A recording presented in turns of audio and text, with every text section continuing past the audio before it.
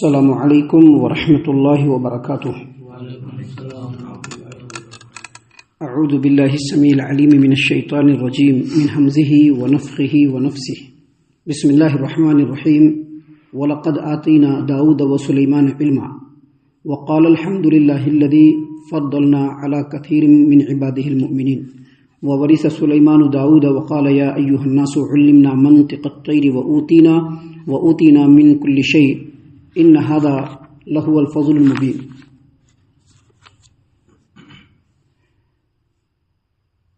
بے شک ہم نے داؤد اور سلیمان کو علم عطا کیا،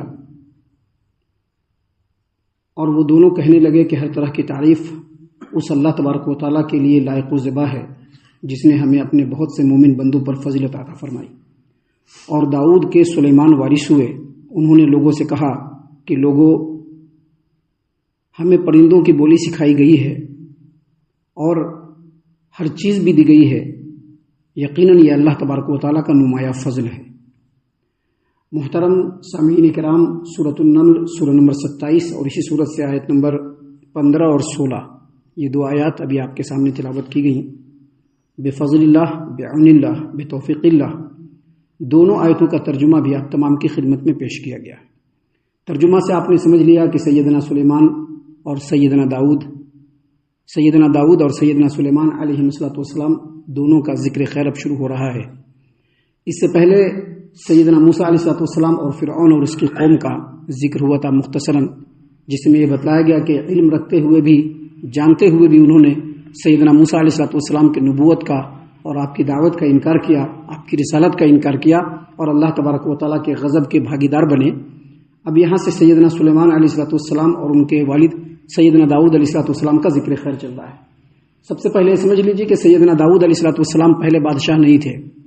جبکہ یہاں پر اللہ تبارک و تعالیٰ نے بتلایا ہے کہ سیدنا داؤد علیہ السلام بادشاہ بنے، اور پھر ان کے بعد ان کے بیٹے سیدنا سلیمان علیہ السلام اس بادشاہت میں ان کے وارث ہوئے۔ تو ہم آپ کو بتلا دیں کہ سیدنا داؤد علیہ السلام پہلے بکریاں چرایا کرتے تھے، بکریوں کا ریوڑ چرایا کرتے تھے۔ اس دنیا میں اگر سربلندی چاہیے، چاہے جس اعتبار سے بھی ہو، کسی بھی اعتبار سے ہو، یہ مسلمان لوگوں کے لیے خصوصیت کے ساتھ ہے، اس دنیا میں اگر سربلندی چاہیے تو اس کے لیے اخلاص کے ساتھ محنت کرنا ہوگا۔ اگر دنیا میں بھی اگر بلندی چاہیے تو محنت کرنا پڑے گا۔ زبانی جمع خرچ سے کبھی کسی انسان کو کچھ بھی نہیں ملا ہے، محنت کرنا پڑتا ہے، اپنے صلاحیات کا جو اللہ تبارک و تعالیٰ نے اس کو دیا ہے اس کا صحیح استعمال کرنا پڑتا ہے۔ سیم ٹو سیم یہی چیز سیدنا داؤد علیہ السلام کے پاس بھی تھا۔ پہلے انتہائی غریب پریوار کے تھے، 6 بھائی تھے، سب سے چھوٹے تھے، چھوٹے قد کے تھے لیکن مضبوط جسم کے مالک تھے، بکریوں کے ریوڑ کو چرایا کرتے تھے، لیکن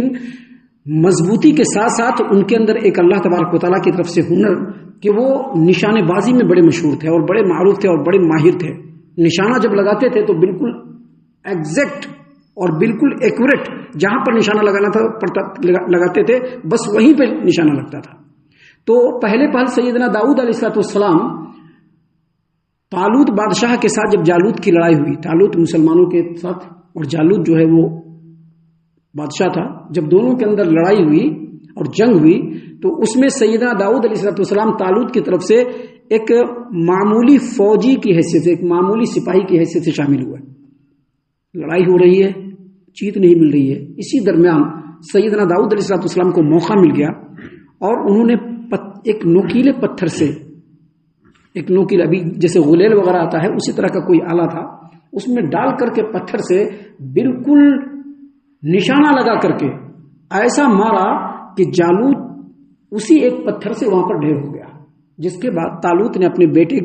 بیٹی کی شادی سیدنا داؤد علیہ السلام سے کر دی، اور پھر وہیں سے ان کو بادشاہت اس بادشاہ کی طرف سے منتقل ہو گئی اور پھر بادشاہ بن گئے۔ سیدنا داؤد علیہ السلام کی کئی بیویاں اور 19 بیٹے تھے، ان کو 19 بیٹے، جن میں سب سے چھوٹے سیدنا سلیمان علیہ السلام۔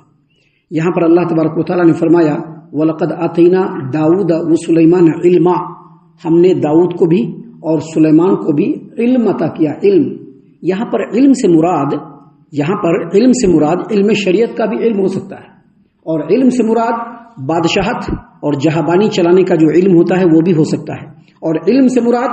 لوگوں کے درمیان ان کے معاملات میں فیصلہ کرنے کا بھی علم ہو سکتا ہے، لیکن سمجھ لیجئے کہ علم چاہے جو بھی ہو، جو اللہ کی طرف سے آتا ہے وہ اصل میں اللہ کا ہوتا ہے۔ انسان کی قابلیت صرف اتنی ہی ہوتی ہے کہ جو صلاحیت اور جو اسکل اللہ تبارک و تعالیٰ نے دیا ہے اس کو وہ گرو کر لیتا ہے، بس باقی جو علم ہوتا ہے وہ اللہ تبارک و تعالیٰ کی طرف سے ہوتا ہے۔ لہذا کسی بھی علم کے ملنے پر فخر، غرور اور تکبر نہیں ہونا چاہیے، جیسا کہ قرآن کریم کی آیات، نبی کریم صلی اللہ علیہ وسلم کی تعلیمات اور اس سے پہلے کئی آیتیں ایسی گزرے جس میں ہم نے بتلایا ہے کہ علم جو ہوتا ہے وہ اللہ کی طرف سے ہوتا ہے، لہذا اس پر فخر نہیں ہونا چاہیے، بالکل فخر نہیں ہونا چاہیے، بلکہ اللہ کا شکر ادا کرنا چاہیے تاکہ جو علم اللہ تبارک و تعالیٰ کی طرف سے ملا ہے اس میں مزید اضافہ ہو اور بڑھوتری ہو۔ محترم سامعین کرام، یہاں پر اللہ تبارک و تعالیٰ نے فرمایا کہ وَلَقَدْ آتَيْنَا دَاوُودَ وَسُلَيْمَانَ عِلْمًا وَقَالَ الْحَمْدُ لِلَّهِ الَّذِي فَضَّلْنَا عَلَى كَثِيرٍ مِّنْ عِبَادِهِ الْمُؤْمِنِينَ، جو ابھی ہم نے آپ کو بتلایا وہی بات داؤد اور سلیمان علیہ السلام دونوں نے کہا کہ ان دونوں نے کہا کہ اس رب کے لیے ہر طرح کی تعریف ہے جس نے مومن بندوں میں سے بہت سارے بندوں پر ہم دونوں کو فضیلت عطا کیا، کیونکہ جو علم ملا تھا اس پر انہوں نے اللہ تبارک و تعالیٰ کا شکریہ ادا کیا اور یہ سمجھا کہ یہ علم صرف اللہ تبارک و تعالیٰ کی طرف سے۔ محترم سامعین کرام، اس کے بعد اللہ تبارک و تعالیٰ نے فرمایا وَوَرِثَ سلیمان و داؤد کے وارث کون بنے؟ سلیمان علیہ السلام۔ یہاں پر وارث سے مراد پیسے کوڑی اور دولت کا وارث نہیں، بلکہ وارث سے مراد نبوت کا، علم کا وارث اور امور جہابانی اور حکومت کا وارث۔ جیسا کہ ہم نے بتلایا کہ ان کی کئی بیٹے تھے، کئی بیویاں تھیں، کئی بیٹے تھے، 19 بیٹوں کا ذکر آیا ہے۔ اگر یہاں پر مال و دولت کی وراثت کی بات ہوتی تو یہاں پر سارے بیٹوں کا ذکر ہوتا تھا، اور یہ بھی مان لیجئے اور سمجھ لیجئے کہ نبی کریم صلی اللہ علیہ وسلم کی تعلیم کے مطابق جتنے بھی انبیاء گزرے ہیں ان کے کوئی وارثین نہیں ہوتے تھے۔ نبیوں کا وارث صرف علم میں ہی ہو سکتا ہے کوئی، جیسا کہ اس امت کے اندر نبیوں کے وارث علماء کرام ہیں، وہ اب علم کے اعتبار سے نبیوں کے وارث ہیں۔ اسی طرح سے یہاں پر جو اللہ تبارک و تعالیٰ نے فرمایا کہ سلیمان داؤد کے وارث بنے، اس کا مطلب یہ ہے کہ داؤد کو جو نبوت اللہ تبارک و تعالیٰ نے عطا فرمائی تھی اور جو بادشاہت اللہ تبارک و تعالیٰ نے فرمائی تھی عطا، اس کے وارث سیدنا سلیمان علیہ السلام بنے۔ اور اس کے بعد اللہ نے فرمایا کہ وقال، اور سلیمان نے کہا، کیا سلیمان نے کہا؟ علمنا منطق الطیر وأوتینا من کل شیء ان ھذا لہو الفضل المبین۔ انہوں نے کہا کہ لوگوں، ہمیں پرندوں کی بولی سکھائی گئی ہے اور ہر چیز بھی دی گئی ہے، اور بلا شبہ یہ اللہ کا نمایاں اور عظیم ترین فضل ہے۔ یہاں پر سب سے پہلے سمجھ لیجئے کہ اللہ تبارک و تعالیٰ کی جو حیران کن قدرت ہے جو آج ہمارے ارد گرد ہے، وہ یہ ہے کہ دنیا میں جتنے انسان پیدا ہو چکے ہیں، پیدا ہو رہے ہیں یا پیدا ہونے والے ہیں، سب ایک ہی جیسی شکل رکھتے ہیں، ہے کہ نہیں؟ ناک ایک ہے، 2 آنکھیں ہیں، 2 کان ہے، پورا چہرہ ہے، پورا جسم ہے، سب ایک ہے۔ لیکن ایک انسان کو اگر 6 یا 5 یا 7 بیٹے ہوتے ہیں تو باہر کے لوگ تو کہہ سکتے ہیں کہ سب ایک ہی جیسے دکھتے ہیں، لیکن اس کے اندر جو اصل فرق ہوتا ہے وہ کون کرتا ہے؟ ماں باپ کرتے ہیں، یا قریبی رشتہ دار کرتے ہیں، یا دوست و احباب کرتے ہیں کہ ہاں یہ فلاں ہے، یہ فلاں ہے، یہ فلاں ہے کہ نہیں؟ اور صرف شکل و صورت میں نہیں، اتنے سارے انسانوں کو جو اللہ تبارک و تعالیٰ نے پیدا فرمایا ہے، ان میں سے ہر ایک کے بولنے، آواز، اس کے کھانسنے، اس کے ہنسنے، حتیٰ کہ قدموں کی چاپ اور چلنے کی جو چال ڈھال ہے، سب میں اختلاف ہوتا ہے۔ قریبی رشتہ دار چلنے کے انداز سے سمجھ لیں کہ فلاں جا رہا ہے، جو قریبی لوگ ہوتے ہیں،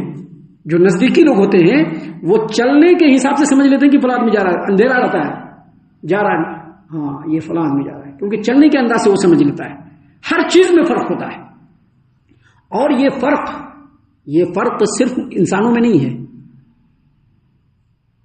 چڑیا وغیرہ میں بھی ہے، پرندوں کے اندر بھی ہے۔ پرندوں کی چہچہاٹ سب ایک ہی طرح کی لگتی ہے، بولی سب لگتا ہے کہ ایک ہی طرح کا ہے، لیکن ایک پرندہ جب دوسرے پرندے کو دانا چگنے کے لیے بلاتا ہے اس وقت اس کی بولی ایک الگ ہوتی ہے، اور جب اپنے بچوں کو بلاتا ہے اس وقت بولی الگ ہوتی ہے، اور جب اپنے بچوں کو یا کسی کو بھی خطرے سے خبردار کرتا ہے اس کی بولی الگ ہوتی ہے۔ ہم کو سمجھ میں نہیں آتا ہے، لیکن پرندے جب آپس میں کرتے ہیں تو ان کو سمجھ میں آ جاتا ہے۔ سارے پرندے مل کر کے ایک مرتبہ اللہ تبارک و تعالیٰ کی تسبیح بیان کرتے ہیں تو ہم کو لگتا ہے کہ پرندے چہچہا رہے ہیں، لیکن وہ آپس میں ایک دوسرے کی بات سمجھتے ہیں۔ اور یہ بات صرف پرندوں تک محدود نہیں ہے، کیڑے مکوڑے، حشرات الارض، جتنے بھی ہے، سب کے آواز میں، چال ڈھال میں، بولی میں، سب میں جو ہے فرق ہے، ایک دوسرے کو لوگ پہچانتے ہیں آپس میں۔ یہاں پر اللہ تبارک و تعالیٰ نے فرمایا کہ سلیمان علیہ السلام نے لوگوں کو مخاطب کرتے ہوئے کہا کہ لوگوں، علمنا منطق الطیر، مجھ کو چڑیا کی بولی سکھائی گئی ہے، چڑیا کیسے بولتا ہے، منطق الطیر، چڑیا کے بولنے کا جو طریقہ ہے مجھ کو سکھائی۔ کا مطلب کیا ہے؟ چڑیا جو بولتا تھا، چڑیا جو لوگ بھی بولتے تھے، جو بھی چڑیا بولتا تھا کچھ بھی، سلیمان علیہ السلام سمجھ لیتے تھے اس کو، اور پھر سلیمان علیہ السلام جو بولتے تھے چڑیا بھی اس کو سمجھ لیتے تھے۔ یہ کون دینے والا، یہ علم دینے والا کون؟ اللہ تبارک و تعالیٰ۔ اسی لیے انہوں نے کہا ان ھذا لہو الفضل المبین، بے شک یہ اللہ تبارک و تعالیٰ کا نمایاں فضل ہے۔ سامعین اکرام، یہاں تک ہم نے سیدنا سلیمان علیہ السلام کے تعلق سے کچھ باتیں بتلائی ہیں، وہ اس لیے تاکہ سمجھ لینا چاہیے کہ آج ہمارے پاس جو کچھ بھی ہے یہ ہماری اپنی قابلیت کے چکر میں نہیں ہے، یہ ہمارے رب کی طرف سے ہمارے لیے مقدر ہے۔ ہمارا کام یہ ہے کہ جو رب کی طرف سے مل رہا ہے اس کا صحیح استعمال کرنا، اور پھر رب العالمین کی شکر گزاری میں صرف زبان کو نہیں بلکہ اپنے پورے جسم کو لگا دینا، اپنے رواں کو لگا دینا، اپنے سوچ اور فکر کو لگا دینا، کیونکہ جو کچھ رب کی طرف سے مل رہا ہے یہ رب کی دین ہے۔ ہمارا کام یہ ہے کہ اپنے رب کے حکم کے سامنے اپنے آپ کو بالکل جھکا لیں۔ ابھی آگے اور بھی باتیں ہیں جو سیدنا سلیمان علیہ السلام کے تعلق سے ہے، اور بڑی حیرت انگیز باتیں ہیں جو انشاءاللہ کل اور کل کے بعد کے دروس میں ہم آپ کے سامنے پیش کرنے والے ہیں۔ ہم اللہ سے دعا کرتے ہیں کہ اللہ تعالی ہم تمام کو ان تمام باتوں کے اوپر خوب غور و فکر اور تدبر کرنے کے ساتھ ساتھ ان باتوں پر عمل کرنے کی بھی توفیق عنایت فرمائے، آمین۔ اللہ تعالی ہم تمام کو صحیح معنوں میں پکا سچا مومن مسلمان بنائے، اللہ اور اس کے رسول صلی اللہ علیہ وسلم کی اطاعت و فرما برداری کرنے والا بنائے، صحابہ کرام رضی اللہ عنہم کے طریقے پر چلنے والا بنائے، جنت الفردوس میں جگہ عطا فرمائے۔ اے اللہ ہم تمام کو جہنم سے پناہ دے، اے رب العالمین ہم تمام کو جہنم سے پناہ دے، اے مالک الملک ہم تمام کو جہنم سے پناہ دے، آمین یا رب العالمین۔ وما علینا الا البلاغ المبین۔ تبارك الذي نزل الفرقان على عبده ليكون للعالمين نذيرا